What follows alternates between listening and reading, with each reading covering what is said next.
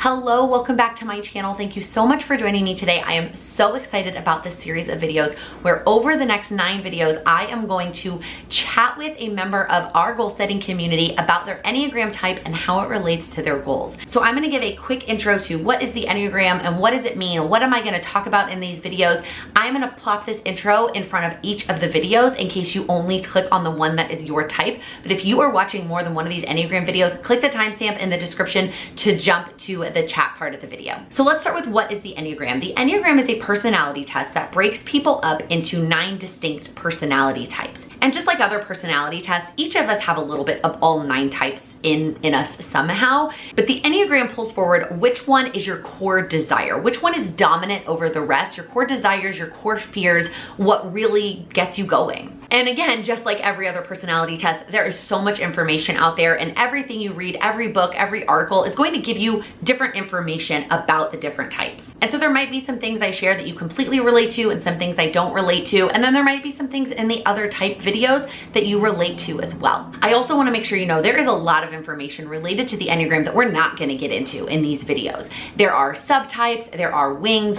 Wings just mean you have a secondary Enneagram that is one of the 2 types next to yours. You do actually lean to both of them, but you usually have a stronger one. So if you are very interested in how this can impact your goals, I would encourage you to watch not just your type, but also the 2 next to your type that could be your wings. But we, again, are not going to go into that, and I'm not chatting with each individual about their wing type. I also want to remind you, I'm not an expert. This is not my area of expertise. I did do a lot of research and preparation for these videos, and most of the information that I am sharing is coming from a couple of places. So the first one is this book that I read. It's called, the lighting is not totally working. It's called The Honest Enneagram by Sarah Jane Case, who I also love following on Instagram. I read about all of the types in this book and used a lot of it in my conversations with everybody, as well as this one, which is Take Care of Your Type by Christina Wilcox. So a lot of what I reference can be found in these books if you're looking for more information. I also follow a lot of great Instagram accounts that share a lot of both fun and helpful things related to the Enneagram.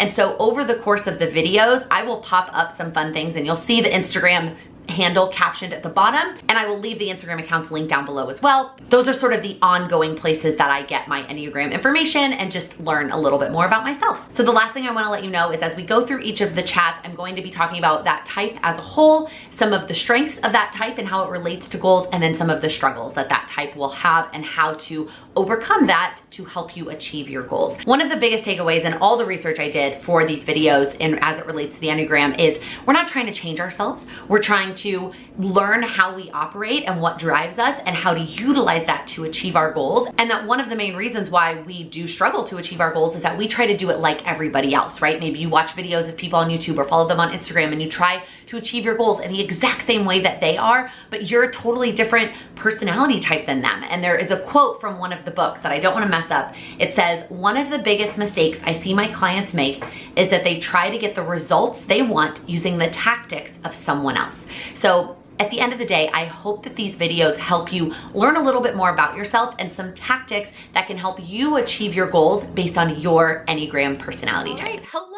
I am so excited that you are here. I'm really excited for this one. For those of you who don't know, this is my type. I'm also a type 3. So this will be fun. I'm going to start by having you introduce yourself. If you could share where you live, what you do for work, and what you do for fun. I'm really excited to be here as well. I'm Jordan. I am American, but I actually live in northern Germany, so really close to the Danish border, right on the Baltic Sea, in a town called Kiel. For work, I actually just switched from a full-time job to 100% self-employment. So I am in digital strategy, social media marketing, blog content, really anything, as my dad would say, she does something on the internet. So I feel that. Yeah, anything that is digital and in the marketing sphere, I can help you with or help anyone with. And for fun, I have many hobbies. Right now, I think the main one is gardening. Yes. I'm huge into gardening. We have a massive balcony. We overlook the Baltic Sea. It's absolutely gorgeous here, but I just got all my fruits, vegetables, herbs planted for the season. So I spend a lot of time planning that out, shopping, taking care of them. But I'm also very creative. I like anything with like to do with my hands. So I am really big into cross stitching. I've done knitting before. I've done sewing. And then on the side, I also run a couple blogs. So photography, writing, anything like that. Many hobbies. It's such a type 3 answer. Yeah. Here are all the millions of things that I do. It's not just one. And that was like a shortened down list. I love that. All right. And then if you are comfortable sharing, I would love for you to share some of your top goals for this year.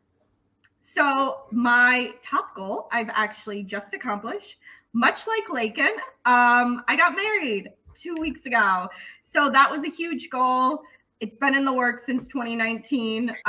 So I was very happy to finally accomplish that. We had also like additional hiccups due to international border closures and everything like that. Another big goal this year was going from my employed job to self-employment. So I think I'm on a good way. Obviously, I quit my job. I just started, but now it's getting like all the systems set up.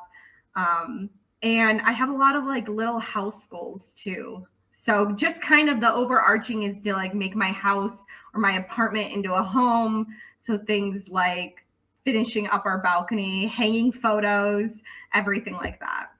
So fun. Thank you for sharing. Awesome. Well, before we jump in, I want you to comment below if you're also a type 3, which I have to imagine if you're here listening to us talk about goals, there's definitely some of you out there. All right. Before we get into some content, I want to start with just something fun, which is this little slide that is Enneagram types at an amusement park. So the type 3 one says the one with the fast pass. I would say 100%. Also, like I have been to Disney 20 plus times. So I'm definitely the one with the fast pass. I'm the one that goes to Disney World and I like strategically map out how we're going to efficiently get on as many rides as possible and hit as many parks as possible in one day. Yep, I completely feel that. It is how can we make the most of the day? How can we make the day as successful as possible? I feel like is the summary. So as we go through it today, also I want to remind you and everyone listening, watching, there might be some things that we talk about related to the type that you're like, yep, that's me 100%. And then there might be some things that you're like, no, not really, because we all have all the types inside of us. It's just which ones are the most dominant. So there might be some things that come up today that you're like, no, that's not me. And that's totally normal. All right. My first question here is if you do remember how you discovered the Enneagram and how you determined your type. Oh, that's a really good question. I don't remember when I discovered it.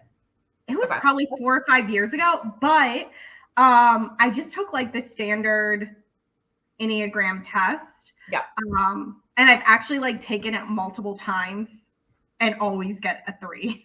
So it's never changed because I know some people like it kind of changes. It's also like with the Myers-Briggs, I'm an ENTJ. That's never changed. Like I always get put in that box as well. That's so funny. So I am also an ENTJ, but my TF, it really depends on the day. Like it is pretty 50-50 for me on that one. The other 3, I'm like very much the extreme. But for that one, it like I've gotten both scenarios. And when I take the test that have like the percentages, it's pretty close. It's like 50-50. Yeah. I always hit that one. And I always, every test I've taken, I've always been a type 3. Type 3. And I feel the same way. And every time I see the pop-ups, I'm always like, yep, I'm the 3. Like I always feel like it relates to me.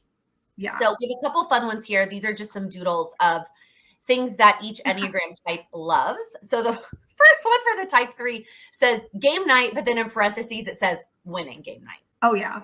I'm also much like you. I have a million siblings, 4 sisters and 2 brothers.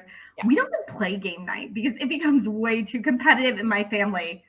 Like it just ends in a fight. So yeah, but I mean, I will change the rules to make sure that I win. I love that so much. I definitely did that a lot more when I was little with them. And especially as being the oldest, I was like, well, I'm going to win. Like I am going to make sure that I'm the winner. That is one thing I have learned. I do still love winning. I'm still very competitive. Don't get me wrong there, but I like game night more than winning. And so if I am too competitive, then my family won't play with me. So I have to let it go in order to keep it, be able to have game night. Yeah. All right, then there's 3 of these. So the next one is cute new accessories. Oh, 100%. I mean, look at your necklace. Right. I Yeah. feel like that's very, I do feel like this is true for me, but also I don't know. I don't wear jewelry as much as I used to. I'm like known for either wearing statement necklaces or surprisingly, I don't have it today. I just like wear bows with everything. Okay. Like hair bows? bows in my hair, or like my wedding shoes had bows on them. My clutch had a bow on it. I just love bows. I love that. Oh, that's so fun. And then the last one here is a new planner, which just makes me laugh. Obviously. 100% yes. Probably anybody here, even if you're not a type 3, you're like, yeah, me too. All right. So let's talk about the type 3 as a whole, which we've already talked about, obviously, a little bit. You've probably gotten a taste of it from everything we've said. So the type 3 is known as the achiever. Their basic desire is to feel important, invaluable, and successful, with basic fears being worthless, humiliated, unimportant. Do you feel like you relate to that? Yeah, 100%. Especially, I would say more on like the desire side than the fear side. Like, Okay. I don't think humiliation plays like a big role, but more so knowing like what I'm doing is contributing to something better, like having that worth. And definitely the success.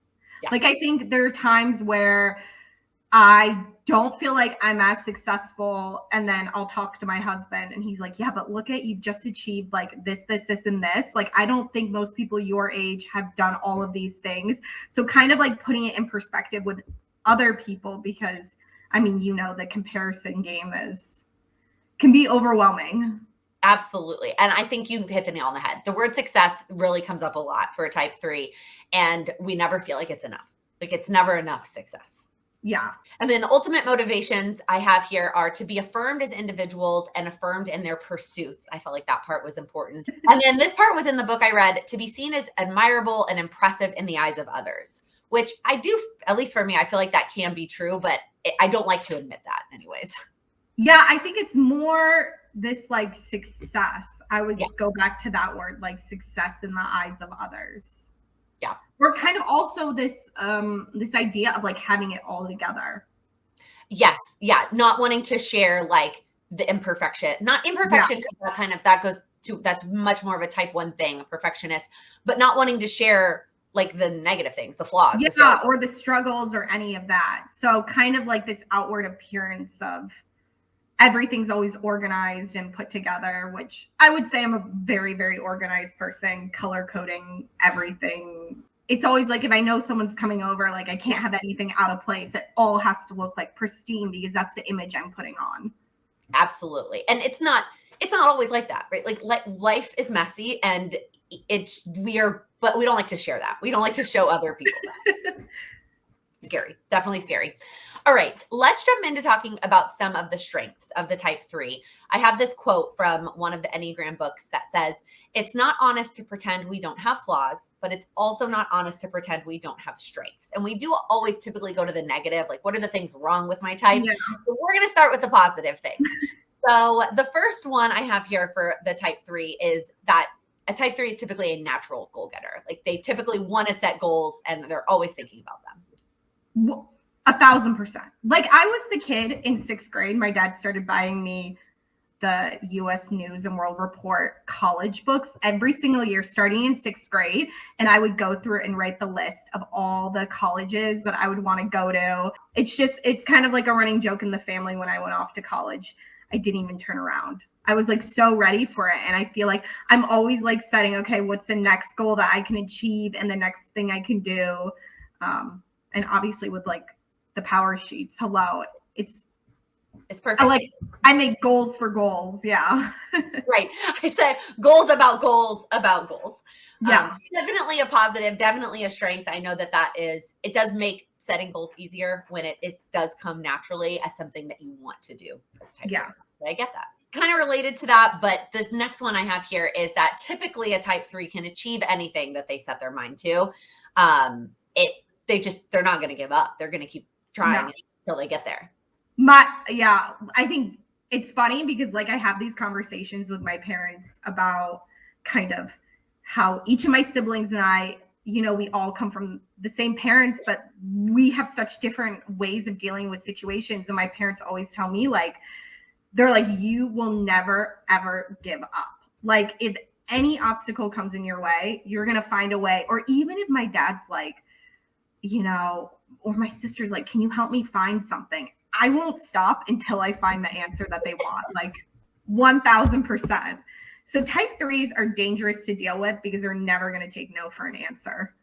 That is very true. And it's personally can be very positive, but then, yeah, I think the flip side to that is when you're dealing with them, the other people are probably like, oh my gosh, stop. Can you just let it go? Yeah. I do have that too. My family members will be like, can you just like, we can't figure it out. Just let it go. I'm like, no, I can't let it go. We've got to find an answer. Do you think like, because you have a lot of siblings and I also have a lot of siblings. And while I'm not the oldest, I'm like the oldest of the younger group. There's 6 years between my older brother and 8 years between myself and my older sister. And so I've kind of taken on that role of the oldest sibling. Do you think that influences you being a type 3 or just taking that on? Because, you know, you have like, they always say that the oldest sibling tends to take on that leadership and that type A and that type 3 and all of that. And I think that definitely has influenced. Yeah, I think you're right. Also, I was going to ask you where you fell. So I appreciate you sharing that, where you fell within your siblings. And for anybody curious, I have looked this up before. I think it's either 5 years or 6 years. It does start over. So you technically would have both middle child and oldest child tendencies because it starts over after that many years. And so I actually, being the oldest, but being 6 years older than my first sibling, have both oldest child and only child tendencies, which I think plays a part of it as well, because I've always been that has made me super independent because I was alone. And then even more so, once I got a sibling, it was only half the time. I have a sister who's 12 months younger. And then after that, it's then 18 months and then it's 20 months. So we're all like, there was 4 of us born in 4 years. So I definitely took on like the bossy older sibling. Yeah, like, they'll joke all the time now that I kind of just like, I'm like, okay, you're doing what I want to do. Right. And I do think, to answer your question, I do think that plays a part in becoming the type 3 or really maybe exemplifying it. I do like to believe that some of these personality traits are innate, like within us, like that's our personality. But I do think the circumstances surrounding that, it would be interesting to see how many type 3 are like oldest children. Yeah. Because you're probably not wrong about that. At least here, sample size of 2. Yeah. If you're a type 3, where do you fall within your sibling hierarchy there? All right, the last strength I have here for the type 3 is that they typically are inspiring and encouraging. And the reason I included this is because you already actually gave a great example. Sometimes they forget that they are this way because they're so focused on their own success and like getting things done that they forget that from the outside perspective, it actually is, it's very inspiring to see all of the things that they're accomplishing. Yeah, I would say that is true. I think it feels a little weird to say like I'm inspiring or I'm encouraging to other people. But just the example you gave with your husband, like saying that you don't realize the success that you're going after, but then he looks at what you've accomplished and is like, he's inspired and encouraged by the success that you've seen and reminds you of that. Again, I know it's hard to admit. That's why I included it. I just think it's also one of those things that when you can remember that it's the case, there's a benefit to like what you're sharing and then going back to remembering to share the hard stuff too, remembering to share the full picture and the struggles as well, and not just like all of the success. Yeah. And I think at least for me, like there's this almost this added layer as well, because I've never really been fearful to do anything. So yeah, I was a kid when I was 7. I wanted to go to sleepaway camp. I was a competitive gymnast when I was younger. And then the second day in, I called my parents and I'm like, can I stay another week? Like, I love it so much. So I was just always, my parents said I would never look back. Like with the college experience and then, moving abroad, I just decided, okay, I'm going to go to grad school in Germany, like met a guy, almost 9 years later, haven't left. Told my parents I'd be back in 18 months. That never happened. So I think when I look at it, I'm like, oh, I had all these cool life experiences. But I do think people are like, that's really admirable that you just picked up your life and you moved abroad and all of these things. But I do think my parents do a very good job of like reinforcing that inspiring and encouraging sense. And also like my husband, whenever I'm frustrated with something or just down, he's like, well, look at how much you've done. And he doesn't understand goal setting at all, but he's so supportive of it. Like every year when they have the power shoots prep in December, like he'll buy me a new packet of pens. So I can do my goals, and he it's usually like always the prep is always after Saint Nick Day, which is like a big day in Germany, December 6th. So he'll put them like in my shoes like Saint Nick did. And so he's very supportive of it, even if he doesn't understand what I'm doing half the time. Yeah, I love that. That's so sweet. Yeah. We're going to move into some of the struggles and how type 3s need to overcome them, especially when it comes to goal setting. So the quote I want to share first is that the core goal of using the Enneagram is to grow into your best, most authentic self. So the reminder here is we're not trying to change ourselves. We're not trying to be like, oh, these are struggles that we have, and so we need to get rid of them.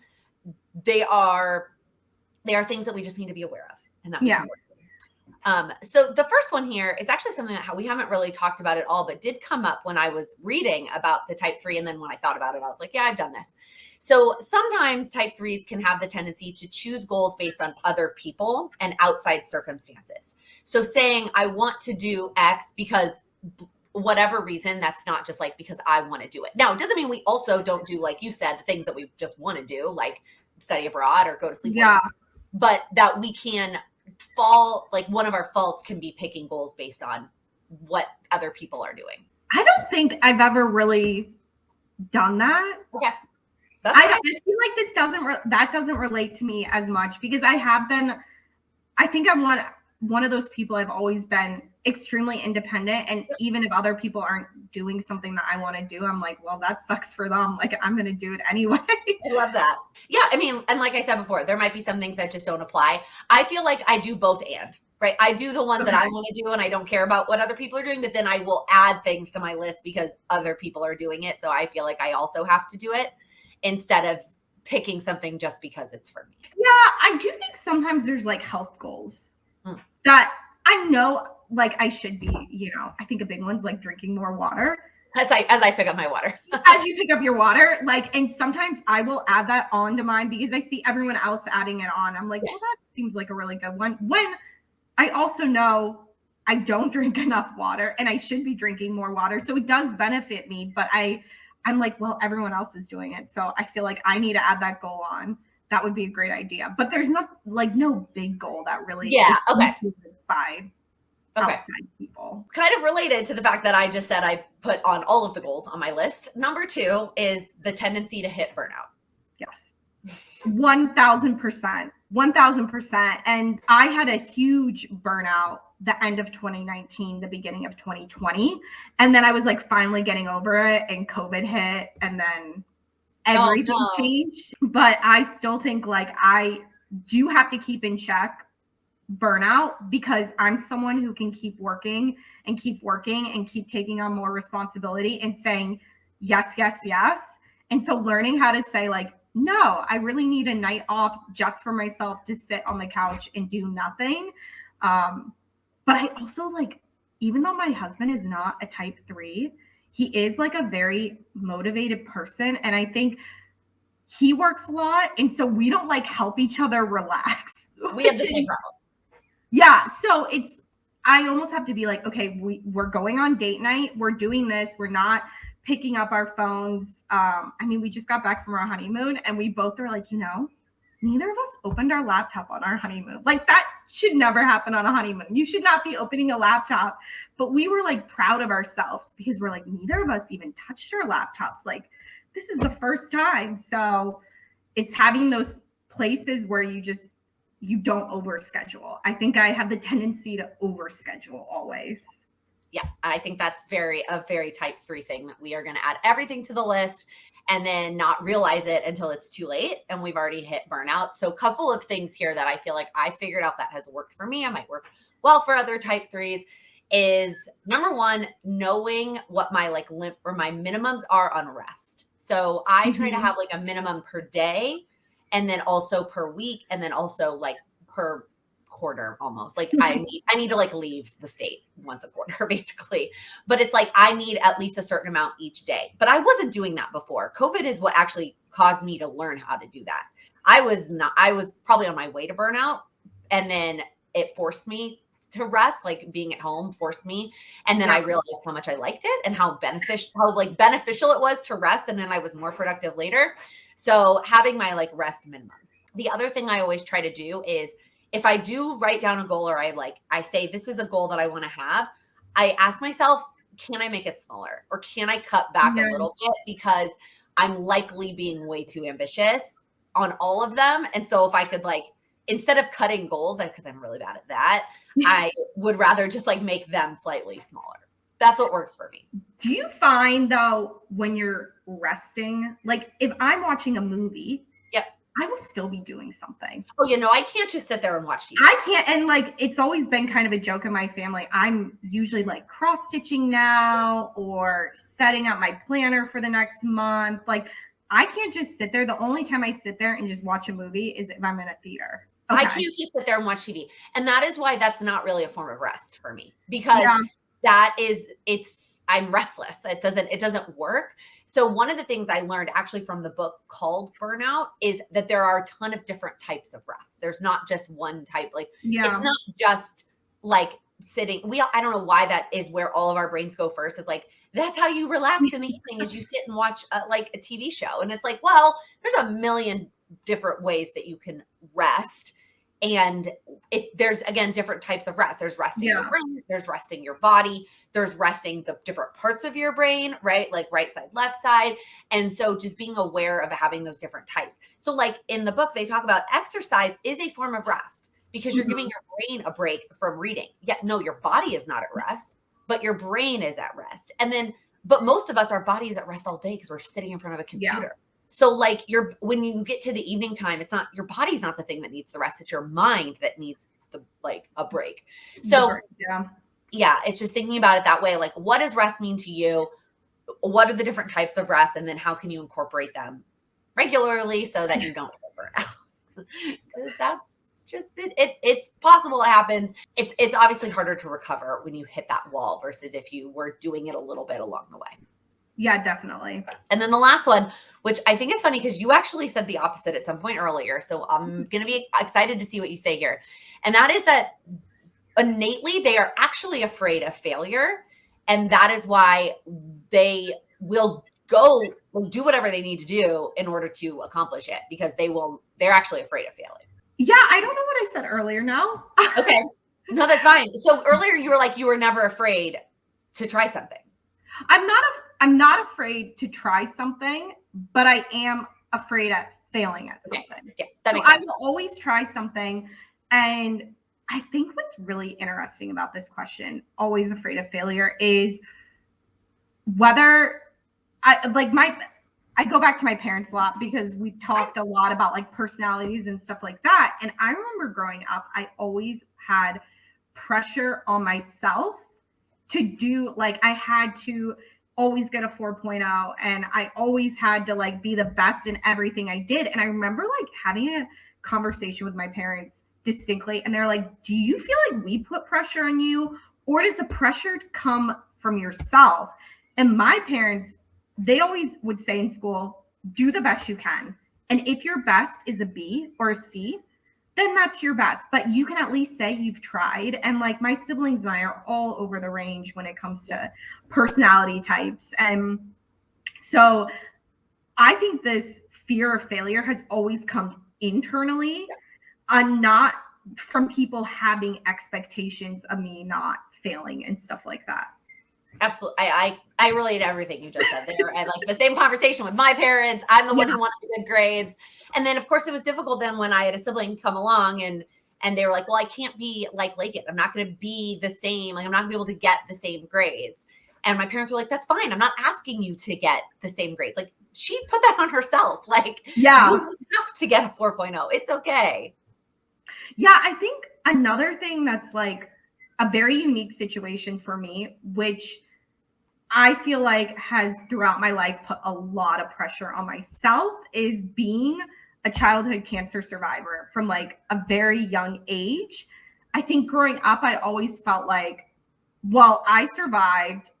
I only had a 20% survival rate and I survived. And so I feel like I have to make something of my life, and I like can't fail at at anything. And I know that this is like a very unique circumstance, but it's also something that's very much influenced this like must achieve my goals, must go after everything, must not fail at anything, because I'm like, well, I was like given this second chance at life, so I can't let it pass me by. But like you said, it's fine to like rest, and it's fine to, you know, not be the best at something, or it's fine to have something just as a hobby. Right. I always like want to monetize everything I do, and I always want to take it even further. And I'm like, no, I need this for fun. Right. So that is what I have in my notes here, is that the problem here is that the 3s describe failure as not being the best. And that is not failure. Like, that is not, just because you're not the best doesn't mean that you're failing. And I literally am talking to myself at this point, but like, it's not like, and so we have to, when we think about like failure, we got to redefine what that means. Cause it doesn't mean like coming in second place, as much as, you know, the problem with sometimes is it like comes across as like, well, second place is failing. Like, it's not. But that I think is the struggle. It's like second place is not second place to me. It's like the first loser. Yeah. You know, so. And so it's again, defining what does failure mean. If it means I'm not the best, okay, but that's not failure. It just means I'm not the best. And that can be, I think that can be really hard for type 3s. Redefining failure and reminding yourself that it doesn't always have to be, you don't always have to be number one. You don't always have to go to the extreme, because you can't at everything. If you like, again, going back to burnout, if you try to be number one or be the best at absolutely everything, you're going to hit burnout. 100%. But it's also fun being the best. I mean, yes. It is. All right. I have another just random little pop-up here, which is common thoughts of each Enneagram type. And the type 3 one says, did I get enough done today? Yes. Oh, so bad. I mean, I write out like every evening, okay, this is my to-do list for tomorrow. And I go through my to-do list for that current day. And I'm like, what did I get done? What did I not get done? Yeah. 1000%. So like, just live and die by the to-do lists. Yep. I mean, I have like a to-do list for a to-do list for a to-do list. Like it's the never-ending to-do list. The last thing I have on here is if you had a question or goal-related question for me that something you struggle with related to goals and that other type 3s might be able to benefit from. I think the thing that I always struggle with is like, where is my cutoff with what is enough? You know, like when am I taking on too much? Yep. And when do I hit that limit? And I think with goal setting, especially for a type 3 who always wants to set as many goals as possible, I know like I'm limited in the power sheets. I have 8 goals, but like sometimes I'll make 1 goal, actually 2 goals, because I'll add like an and or something like that. So it's knowing that I have enough on my plate and saying no. And like, how do you find that sweet spot of when it's enough? Yep. That's a great question. I actually filmed a video that when we are filming, this is not out, but it will be out by the time this goes live. That's all about resources. And so there are so many resources related to accomplishing goals. Time is the one we obviously talk about a lot as one of our most limiting resources. But for type 3s, energy is probably the next best like resource that we've got to think about. And so it's figuring out what is your capacity and then fitting your goals within that, not picking goals and then forcing yourself to work up to that capacity. You know what I mean? Yeah. It's going the other direction. And you can do that with time too. It is almost easier to do it with time, like to calculate it out, because energy can fluctuate so much and you don't know until you get there. Obviously, the power sheets do give you some limitations, even past that 8 goals with only having, 10 spaces for monthly, so on and so forth. And so again, committing to not filling up every line, to leaving some empty space, and going back to what I said earlier, which is when you write something down as a goal, ask yourself, like, can I cut it back a little bit to start? You can always add more. If you have time or energy, you can always add more, but giving yourself like that second guessing to like cut back on it a little bit. And then the other idea I think that's helpful is asking yourself why, like what are you trying to get out of this goal? Because it can be so easy to, again, set the extreme, but if what you're trying to get is something just slightly more than what you're doing now, there's no need to go to the extreme. I'm going to use an example of steps. So everyone always talks about like getting 10,000 steps a day. And like, that sounds great in an ideal scenario. But if you're working from home and you like, especially if you don't live in a big city, like getting 10,000 steps a day is a lot of extra, and you live in a small space, it's a lot of extra time and a lot of extra effort. So for somebody that's hard for, it might not be feasible to work up, or even you're not going to jump to 10,000 steps a day. So what is important? What's important likely is that you're just doing more than what you're doing now. Not that you're doing the extreme and what would be considered number one is getting 10,000 every day. Yeah. What's important is more than what you're doing now. So if what you're doing now is 2,000 steps a day, then setting the goal at 2,500 so that it's something slightly more. But asking yourself before you just pick the extreme or pick the best, pick the number one option, ask yourself what's important. What am I trying to get out of this goal? And then set the actions accordingly. That makes a lot of sense. I like the time idea, because I feel like, there are seasons of life where you're going to be more busy, less busy, or even not just seasons of life, but seasons during the year. And so just reevaluating how much time you have realistically, while also like incorporating rest and all of that. Right. Not filling up every hour of every day. I'm talking to you, 2019 Laken, who literally filled up every hour of every day for the entire week and thought that was going to be sustainable. One final slide pop up here, which is just notes for each Enneagram type. And so the type 3 one says, we can see your hard work. And these are like reminders that each type kind of needs when they are in the thick of it. So that is all that I have prepared for our conversation today. If you have any other thing that you would like to share, any other tips or things you've learned related to goals that have helped you. I think the best part about goal setting, like, is having other people to set the goals with. Like, as a type 3, I like get off on the energy of having other people that I can do goal setting with, who also, they understand like my obsession with planners and pens and to-do lists and all of that. So I think that's why it's been really fun, like being part of your group and your Patreon, because I can go and share that and people don't look at me like I'm crazy. I mean, the funny part is the conversation my dad and I always have. My dad's in his mid-70s. He does everything digitally. And so he is always like, Jordan, I don't get why you don't digitally plan. Like, he'll call me. He's like, you got another planner in the mail? Because sometimes I'll like send things to my parents in the US to pick up when I'm home. And he's like, when are you just going to go digital? And I'm like, shouldn't it be the opposite? Like, shouldn't it be me telling you to go digital and you're in the paper mode? But he's like so far. He's like, I just have everything on my calendar and all of that. And I know you do a lot more digital planning. I do like a little bit of digital planning, but I still just love my good old like pen and paper, my favorite planners and all of that. So I mean, I've dipped my toe into digital because I do see the benefits of it to some extent, but I could never not have like a paper to-do list. Like there's just I have like my power sheets over here. I have like my simplified planner to my left. I have my to-do list to my right. I have like a garden planner that I just got. Like, I've got everything. Right. There's never enough planners. That's for exactly. Sure.